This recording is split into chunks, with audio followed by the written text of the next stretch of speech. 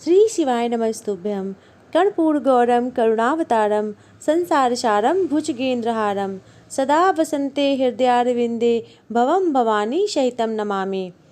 आज फागुन मास शिव कथा में हम 12 ज्योतिर्लिंगों में से 11वें ज्योतिर्लिंग रामेश्वर ज्योतिर्लिंग की कथा सुनेंगे।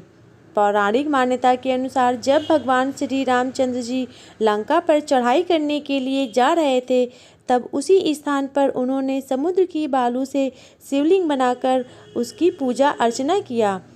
ऐसा भी कहा जाता है कि इस स्थान पर ठहरकर भगवान राम जल पी रहे थे कि आकाशवाणी हुई कि मेरी पूजा किए बिना ही जल पीते हो। इस वाणी को सुनकर श्री राम ने बालू में शिवलिंग बनाकर उसकी पूजा की तथा भगवान शिव से रावण पर विजय प्राप्त करने का वर मांगा।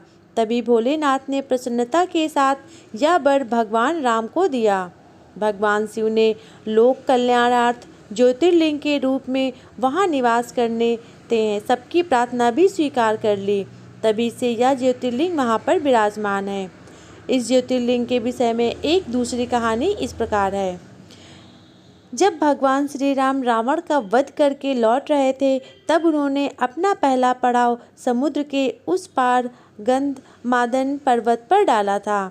वहाँ बहुत से ऋषि और मुनिगण श्री राम के दर्शन के लिए उनके पास आए। उन सभी का आदर सत्कार करते हुए भगवान राम ने उनसे कहा कि पुलस्त के वंशज रावण का वध करने के कारण मुझ पर ब्रह्म हत्या का पाप लग गया है। आप लोग मुझे इससे निवृत्त होने का कोई उपाय बताएं। यह बात सुनकर वहां उपस्थित सारे ऋषि मुनियों ने एक स्वर में कहा कि आप यहाँ शिवलिंग की स्थापना कीजिए, इससे आप ब्रह्म हत्या के पाप से छुटकारा पा जाएंगे। भगवान श्री राम ने उनकी यह बात स्वीकार की। हनुमान को कैलाश पर्वत पर जाकर वहां से शिवलिंग लाने का आदेश दिया। हनुमान जी तत्काल ही वहां जा पहुँचे, किंतु उन्हें उस समय वह भगवान शिव के दर्शन नहीं हुए। अंत में वे उनका दर्शन प्राप्त करने के लिए वहीं बैठकर तपस्या करने लगे।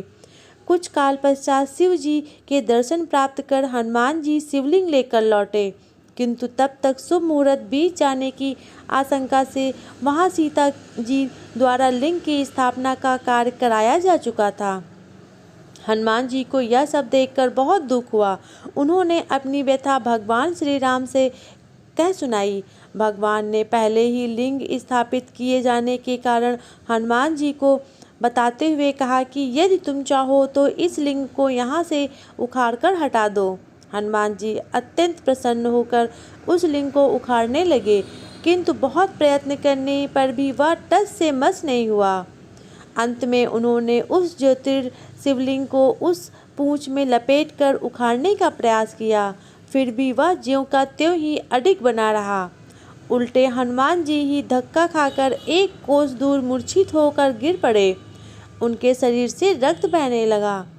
यह देखकर सभी लोग अत्यंत व्याकुल हो उठे। माता सीता जी पुत्र से भी प्यारे अपने हनुमान के शरीर पर हाथ फेरती हुई विलाप करने लगी।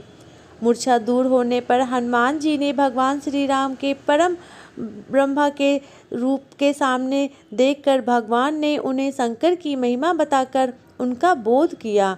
हनुमान जी द्वारा लाए गए शिवलिंग की स्थापना भी वहीं पर कर दी गई। प्रेम से बोलो हर हर महादेव।